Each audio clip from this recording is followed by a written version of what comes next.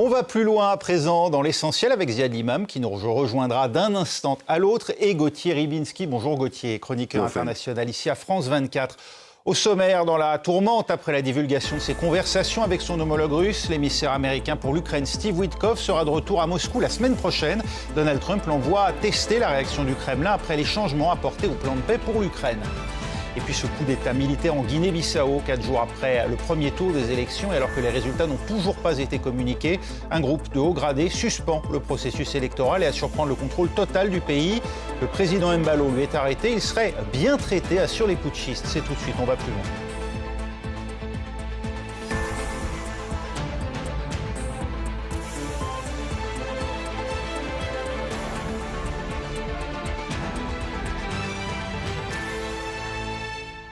Moscou qualifie de sérieux les efforts diplomatiques en cours pour tenter de trouver une issue négociée à la guerre en Ukraine, manière de redonner un peu d'ordre et de crédibilité au processus enclenché par la Maison-Blanche et qu'il faut bien le dire, prend l'eau ces dernières 24 heures depuis les révélations de l'agence Bloomberg. Ce média américain a mis la main sur 2 enregistrements téléphoniques.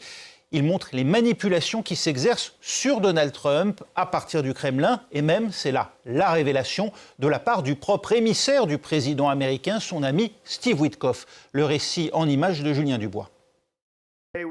La conversation téléphonique aurait eu lieu 2 jours avant un appel entre Donald Trump et Vladimir Poutine.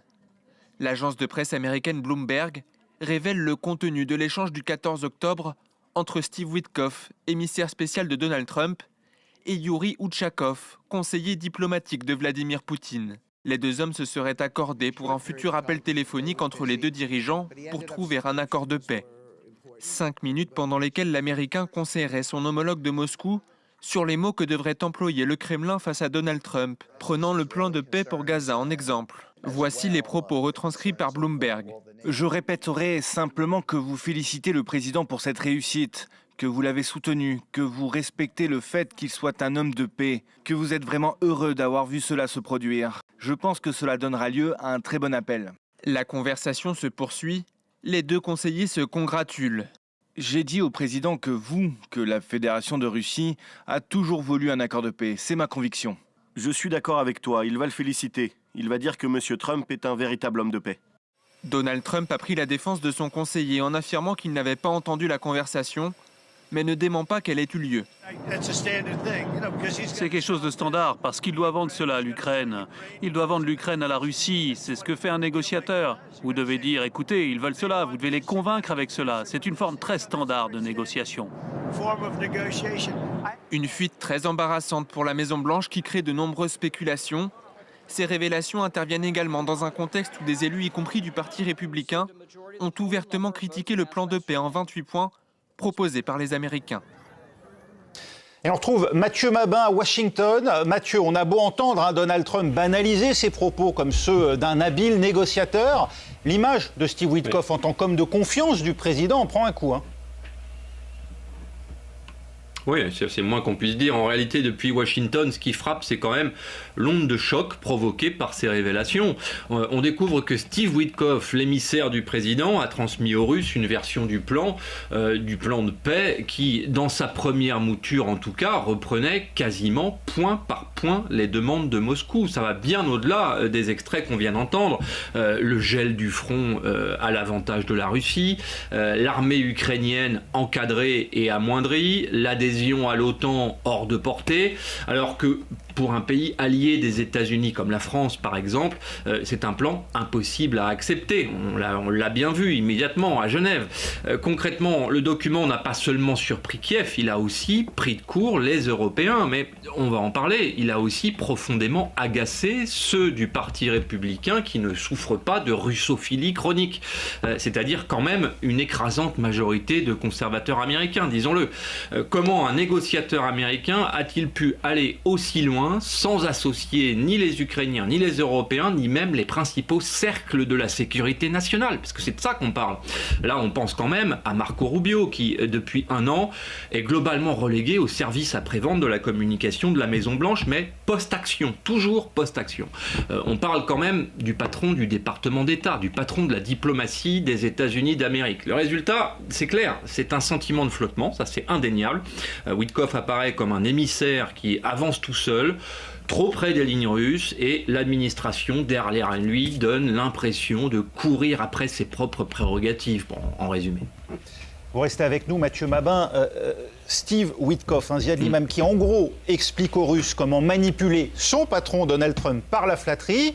Et c'est pourtant lui, le même Steve Witkoff, qu'on envoie à nouveau la semaine prochaine à Washington pour rendre compte des évolutions apportées au plan Trump par les Européens et les Ukrainiens.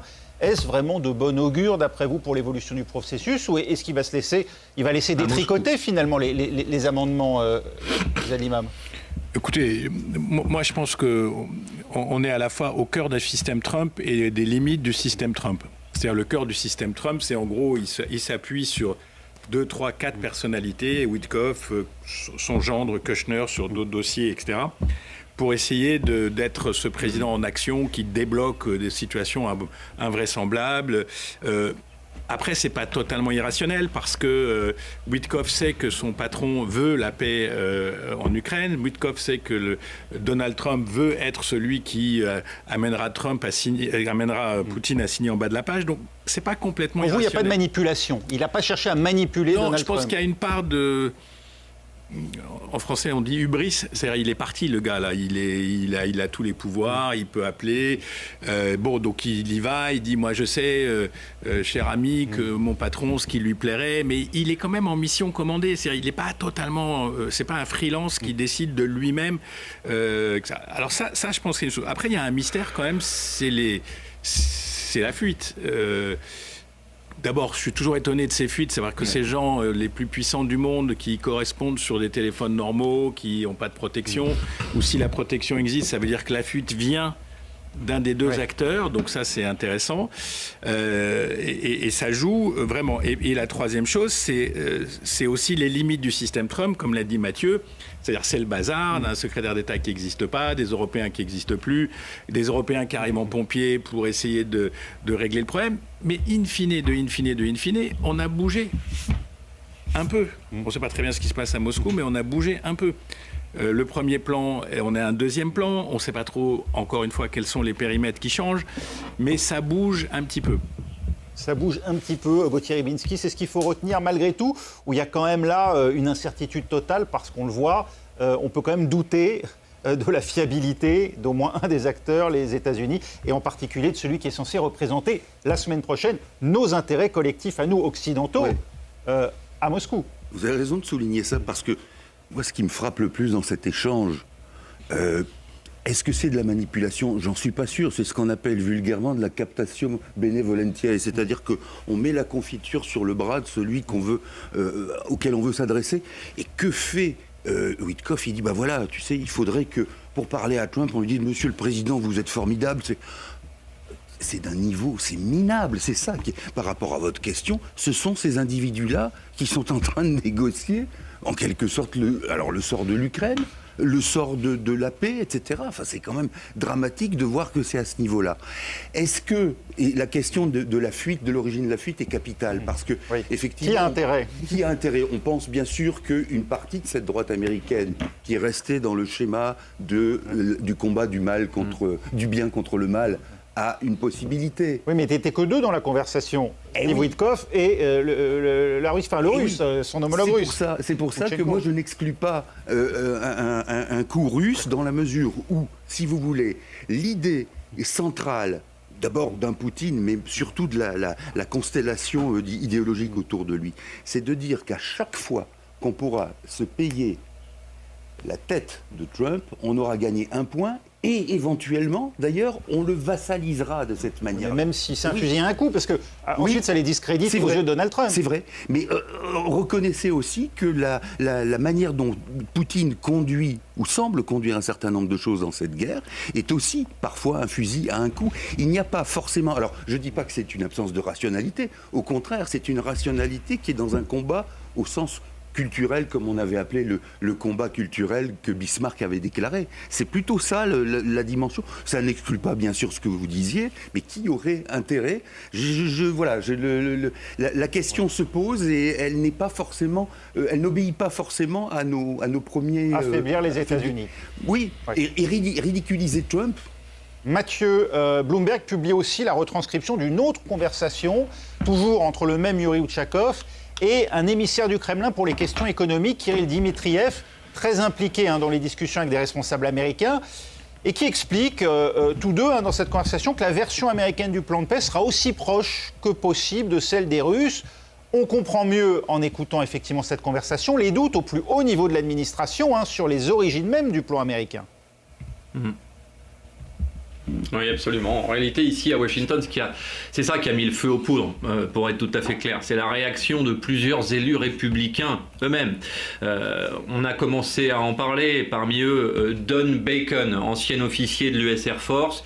Il a été l'un des premiers à demander publiquement l'éviction, pure et simple, de Steve Witkoff. Je cite, « Un émissaire américain ne peut pas coacher un responsable russe. C'est incompatible avec les intérêts nationaux. Ça a le mérite d'être clair. Vous voyez de quoi on parle. Même tonalité chez Brian Fitzpatrick, un républicain plutôt modéré cette fois, mais spécialisé dans les questions de renseignement. Lui parle d'un canal parallèle, dangereux, je cite, et affirme « Ce type de diplomatie ne peut pas refléter la position officielle des États-Unis et ne doit en aucun cas la définir. » Voilà, vous voyez l'ambiance avec ces voix de droite, pourtant, qui dénoncent deux choses, finalement. D'abord, la proximité apparente avec Moscou, ensuite, l'absence totale de coordination avec les Ukrainiens, encore une fois, et les partenaires européens, bien sûr. Pour ces élus, laisser un émissaire agir seul hors des circuits du département d'État, en clair, ce sont des méthodes qui affaiblissent la crédibilité américaine et qui ont globalement assez duré. C'est ce qu'il faut comprendre. Merci Mathieu Mabin, Washington. Ziad Imam m'ont posé la question de qui a intérêt à ces fuites et qui a les moyens. Je sais pas, moi je trouve ça à la fois très spectaculaire, en même temps je trouve ça un peu facile, je sais pas pourquoi. Même techniquement, comment on capte cette conversation, comment elle fuit, comment elle arrive chez Bloomberg, je trouve ça suspect, globalement. Parce que ceux qui font les fuites, c'est soit pour torpiller, ça peut être aussi pour accentuer un processus ou pour le rendre public, donc pour l'accentuer. Donc je pense que c'est une discussion sur laquelle on pourrait discuter tous ensemble des heures sans qu'on ait de réponse. Encore une fois, si on cherche les clés stratégiques, les Russes veulent un plan qui assure leur victoire. Et tout ce qui est en deçà de ça, pour Poutine, c'est probablement inacceptable. Y compris le plan originel américain ? Bon, il fait semblant. C'était déjà pas mal. Mais en gros, s'il y a paix, d'abord, si j'ai bien compris, c'est pas un cessez-le-feu que veulent les Russes, c'est un accord global qui soit à leur avantage et qui signe la victoire de Poutine et qui signe aussi une étape dans ce qui est probablement un combat existentiel et civilisationnel d'un certain nombre d'élites russes, Poutine en tête, dans la guerre de la Russie contre l'Occident qui va durer de 20 ans. D'où les questions d'OTAN qui figuraient dans le plan. Tout ce qui est dans le texte. Pour les Américains, il s'agit de clore ce conflit qui n'est pas un conflit aux yeux de Trump, qui n'est pas un conflit stratégique. Qui referme une parenthèse de 25 ans d'affaiblissement de la Russie. Et puis c'est pas un conflit stratégique, il perd du temps, c'est compliqué, il est plus... Enfin, il est plus... Tout est relatif. Disons qu'il est plus focalisé sur ce qui se passe au Moyen-Orient. Il est fortement focalisé sur ce qui se passe au Venezuela. Donc, bon, cette espèce d'embrangement avec des Européens qui méprisent un peu, donc, tout ça, ça lui casse les pieds. Il n'y a rien de nouveau, il a maltraité Zelensky, etc. Les Ukrainiens sont dans une situation impossible, avec un gouvernement qui est décrédibilisé par les affaires de corruption, avec une situation militaire fragile, mais avec une opinion et une population qui a l'air de tenir et qui accepterait absolument pas que ce plan de 20, 19, 18, 17, 20 points passe en quasi-l'état. C'est-à-dire qu'il y a un risque systémique en Ukraine. Donc on a un peu les facteurs. Et puis il y a ce qui se passe aux États-Unis, Mathieu en parlait. Il y avait un article très intéressant dans le New York Times il y a 4-5 jours sur le fait que le Parti républicain est en train de bouger, mais pas que sur la question Ukraine-Russie, sur un certain nombre de choses, parce que malgré tout, Trump est en difficulté, parce qu'il a perdu des élections il n'y a pas longtemps, parce que la situation économique n'est pas bonne, et parce que c'est un lame duck president. C'est-à-dire qu'en gros, il n'a pas de perspective au-delà de 2 ans, et en fait, il n'a pas de perspective réelle au-delà d'1 an, 1 an et demi, parce qu'il y a des midterms. Et donc, il y a un certain nombre de républicains qui se disent il va peut-être falloir sauver le navire avant que ça coule. Donc, reprenons nos positions, défendons nos statuts habituels pour se protéger, pour pouvoir survivre à l'ère Trump. Et donc, on est aussi dans ce mécanisme qui est assez complexe. Donc, tout ça, encore une fois, ça va mettre des mois. J'entendais un spécialiste tout à l'heure à la radio qui disait mais une paix entre l'Ukraine et la Russie, c'est pas 1 mois, c'est pas 2 mois, c'est des mois et probablement des années pour détricoter tout ça. L'économie de guerre russe, comment on la détricote, la reconstruction de l'Ukraine, penser les blessures qui ont été créées. Donc tout ça va prendre un temps infini. Et c'est là que la méthode Trump a ses limites parce que c'est voilà. Dans ce contexte, Gauthier, pour revenir finalement à ce que nous disions au début, est-ce que quand on entend l'optimisme des Occidentaux, à la fois européens, américains, qui disent on n'est pas loin d'une paix, on voit même Moscou aujourd'hui évoquer des signes positifs, alors dans le plan américain d'origine, mais néanmoins dire que tout cela est productif, que tout cela avance, est-ce qu'il n'y a pas un excès d'optimisme, justement avec des révélations de ce type dont on voit bien qu'elles visent à miner les efforts ? Bien sûr. Ne serait-ce que, pour reprendre ce que disait Ziad, cette espèce de mutation ou de retour vers les origines d'une partie du Parti républicain aux États-Unis, ça ne veut pas dire non plus que le Trumpisme ne survivrait pas à Trump et qu'on ne trouverait pas non plus une version... Alors, différente, mais qui serait dans l'esprit quelque chose une sorte de successeur. Oui, cet électorat, il existe et il se cherchera un champion. Exactement. Et là, ce que Trump pratique, ça me fait penser un peu à un chirurgien qui aurait enlevé tel ou tel organe ou telle tumeur, mais alors qui refermerait le truc avec une espèce de ficelle, enfin voilà, qui se dépêcherait de clore la chose en disant voilà, j'ai fait une opération supplémentaire. Donc là, il y a un vrai problème. Et puis celui qui est béant, et ça, on ne peut pas le retourner comme on veut, c'est que par rapport à cette situation qu'effectivement les Ukrainiens ne pourraient pas accepter, il y a non seulement l'agression, mais il y a aussi l'un des points du programme qui exige la tenue d'élections dans 100 jours. Oui. Et là, qu'est-ce que ça veut... Oui, pardon. Non, qu'est-ce que ça veut dire ? Ça veut dire que comme elles ne pourront pas se tenir dans les territoires occupés de la Russie, de fait, ça entérine la partition d'une Ukraine.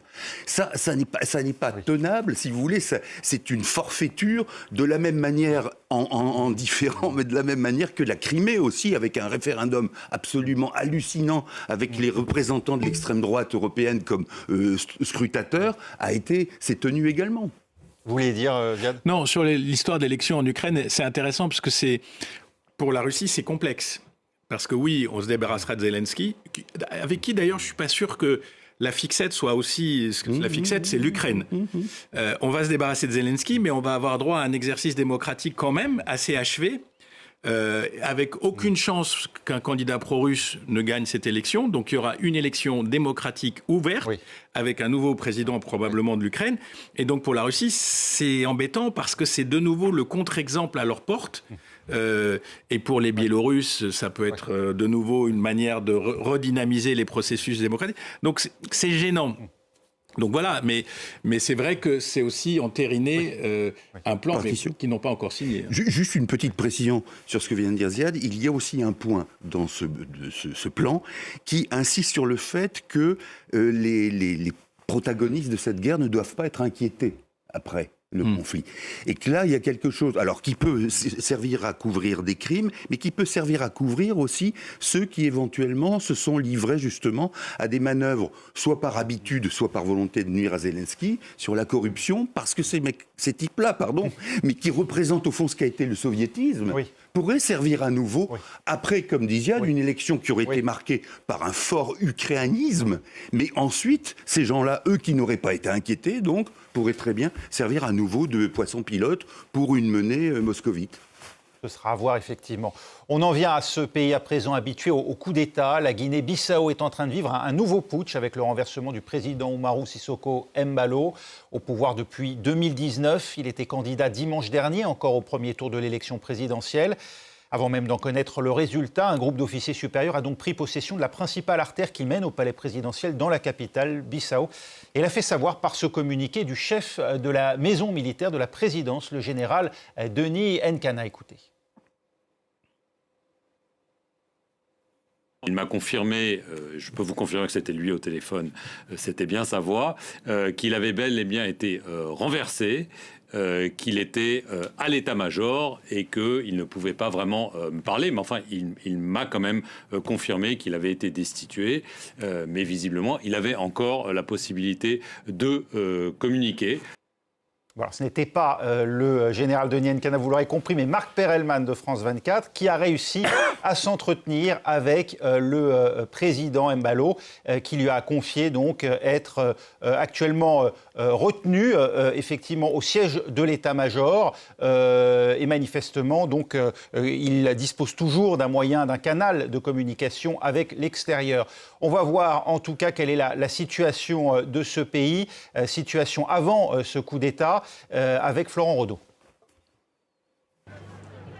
C'est une petite nation de l'Ouest africain marquée depuis une cinquantaine d'années par l'instabilité politique. Située entre le Sénégal et la Guinée-Conakry, la Guinée-Bissau accède à l'indépendance en 1974, après 11 ans de lutte armée avec la puissance coloniale portugaise. Depuis, le pays a connu 4 coups d'État et pas moins de 17 tentatives de putsch. Les derniers événements remontent déjà à la présidence d'Umaru Sissoco Embalo, destitué ce mardi par un groupe d'officiers de l'armée. En octobre dernier, l'armée annonce avoir déjoué une tentative de subversion de l'ordre constitutionnel. Elle arrête alors plusieurs officiers supérieurs. Fin novembre 2023, une partie de la garde nationale libère des ministres accusés de corruption et s'oppose dans la rue aux forces gouvernementales. Un an auparavant, 11 personnes trouvent la mort dans une nouvelle tentative de coup d'État, le dernier ayant réussi remontant à 2012, lorsque le général Kourouma, vice-chef d'état-major de l'armée, prend le pouvoir après le premier tour de l'élection présidentielle. 4 ans plus tôt, en 2009, le président João Bernardo Vieira est tué au petit matin par des militaires. Kumba Yala est lui contraint de démissionner en 2003 à la suite d'une période de forte instabilité politique.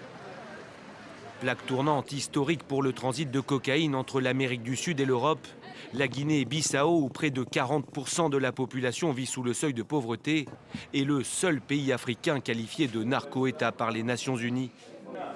Un terme utilisé lorsque le gouvernement, le système judiciaire et l'armée d'un pays sont tous considérés comme infiltrés par les cartels de drogue.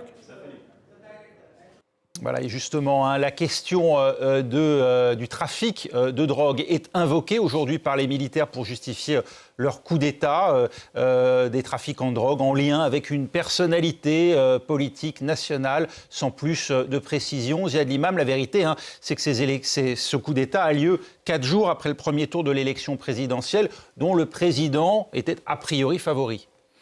A priori favori, sachant que c'était pas aussi simple. Et que il semble, enfin, encore une fois, c'est difficile de spéculer parce qu'on manque un peu d'informations à cette heure-ci.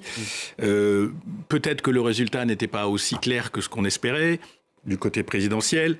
Le principal parti du pays historique, à l'origine de l'indépendance, PAIGC, était exclu d'une manière ou d'une autre. Le candidat de l'opposition était soutenu en partie par le PAIGC exclu.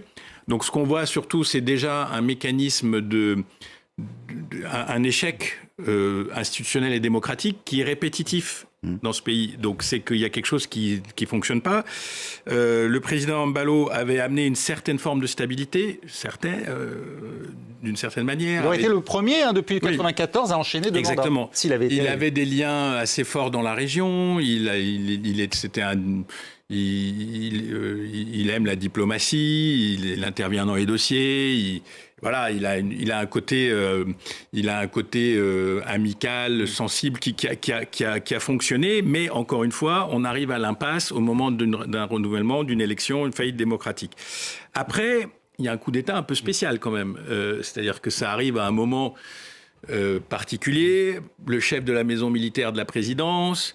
Le téléphone disponible, donc je vois sur les réseaux sociaux toute une sphère qui dit c'est un auto-coup d'État, etc. Bon, peut-être. Troisièmement, ça me fait penser un peu au Niger. Rien à voir, hein, on est loin, mais quand même, un coup d'État qui vient de l'intérieur.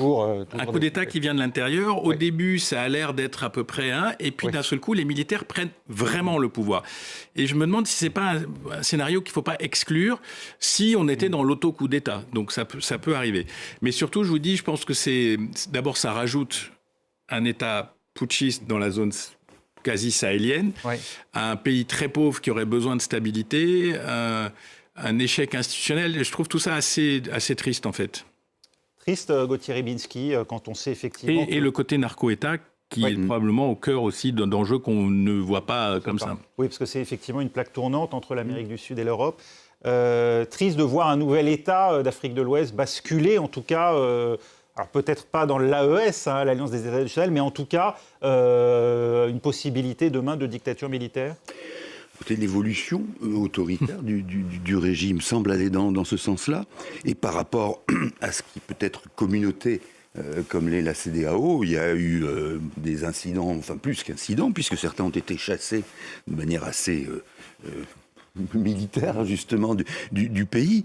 Donc, si vous voulez, la question du narcotrafic me semble centrale en Guinée-Bissau dans la mesure où ça fragmente aussi l'État et que ça favorise des factions ou des fractions qui ne sont pas justement investies du pouvoir de l'élu.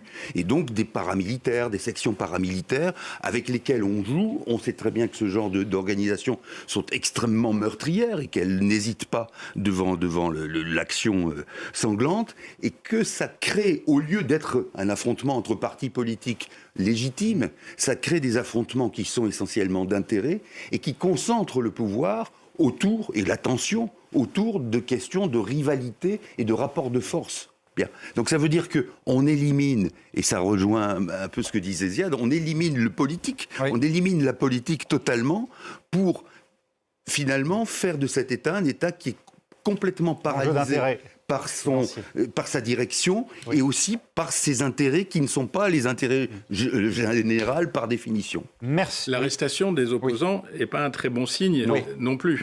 Exactement. C'est-à-dire que c'est tout le monde pour le moment. Alors encore une fois, si c'est un président qui veut se maintenir ou un véritable coup d'État militaire. Voilà. Merci beaucoup, Ziad Limam, Gauthier Rybinski. On va plus loin, c'est terminé. On se retrouve dans un instant pour la suite de l'essentiel. Restez avec nous.